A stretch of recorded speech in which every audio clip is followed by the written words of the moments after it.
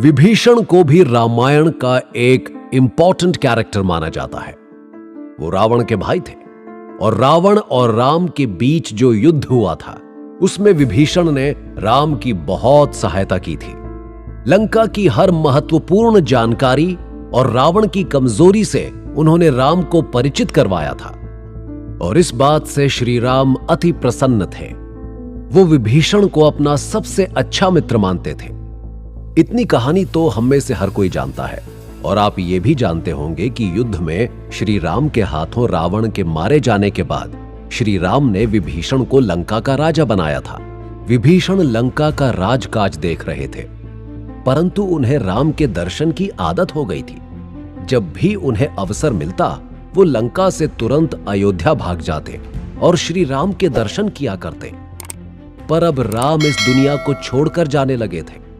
विभीषण को जब ये बात पता चली तो हनुमान की भांति वो भी बहुत दुखी हुए और उन्होंने श्री राम से कहा कि ऐसे मैं तो जीवित ना रह पाऊंगा, मुझे भी आप अपने साथ ले चलिए। तब श्री राम ने कहा, नहीं, आपके जाने का समय अभी नहीं आया है।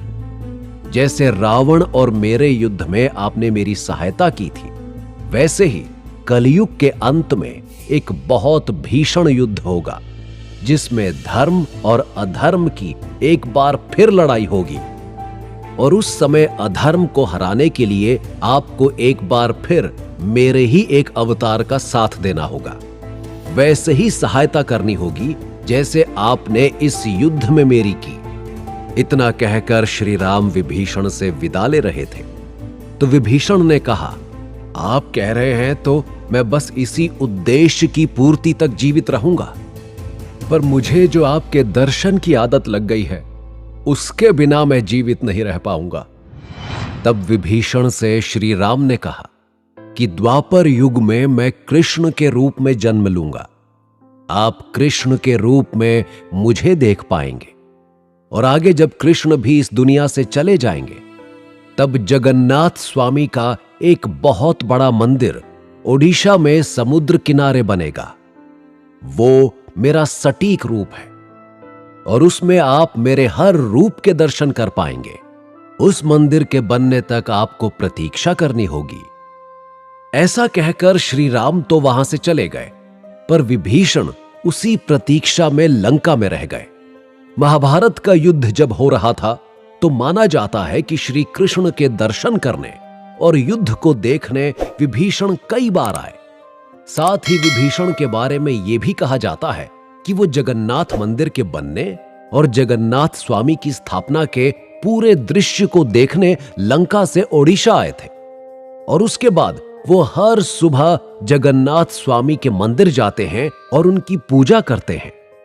माना जाता है कि जगन्नाथपुरी में सबसे पहली पूजा विभीषण के द्वारा ही होती है और ये परंपरा आज तक बनी हुई है। मंदिर के पुजारी का भी मानना है कि आज भी विभीषण मंदिर के द्वार खुलने से पहले वहां उपस्थित होकर पूजा करते हैं। ये तो हुई वरदान की कहानी, लेकिन इसके विपरीत एक और कहानी है जो रामायण और कुछ प्राचीन धर्म ग्रंथों में पढ़ी जा सकती है। उस कहानी के हिसाब से रावण अपने भाई विभीषण से बहुत खिन्न थे क्योंकि उन्हें लगता था कि विभीषण ने उनके साथ धोखा किया है और राम को जाकर लंका के बारे में सब कुछ बताया है। रावण की कमजोरी और रावण को हराने में राम की सहायता विभीषण ने ही की है। इस बात से खिन्न होकर रावण ने मरते समय विभीषण को श्राप दिया था कि तुम बिना परिवार के हमेशा ब्रह्मांड के अंत तक इस दुनिया में जीवित रहोगे। वहीं कहीं कहीं पर यह उल्लेख भी मिलता है कि रावण की पत्नी मंदोदरी ने भी रावण के मर जाने पर विभीषण को श्राप दिया था कि तुम्हारा कोई परिवार ना होगा और तुम इसी तरह जीते हुए अकेले दुख में जीवन व्यतीत करोगे, क्योंकि तुमने लंका के साथ विश्वासघात किया, तुमने अपने बड़े भाई रावण के साथ विश्वासघात किया। कहानियां अलग अलग हैं, परंतु विभीषण के जीने का उद्देश्य एक है और वो कलयुग के अंत तक कल्कि की प्रतीक्षा है और उसी प्रतीक्षा में विभीषण आज भी रुके हुए हैं। साथ ही विभीषण के जीने का दूसरा उद्देश्य है विष्णु के सबसे अंतिम अवतार यानी कल्कि का दर्शन। विभीषण चिरंजीवी क्यों है, यह तो हमने जान लिया। अब प्रश्न ये उठता है कि बाकियों की तरह वो रहते कहां हैं? तो कहा जाता है कि विभीषण को अगर देखना है तो आप उन्हें हर रोज सुबह जगन्नाथ स्वामी के मंदिर के आसपास देख तो नहीं सकते, पर महसूस अवश्य कर सकते हैं। और विभीषण आज भी लंका में रहते हैं। वो इस प्रतीक्षा में लगे हुए हैं कि कब कल्कि आए और वो दुनिया के सामने आए।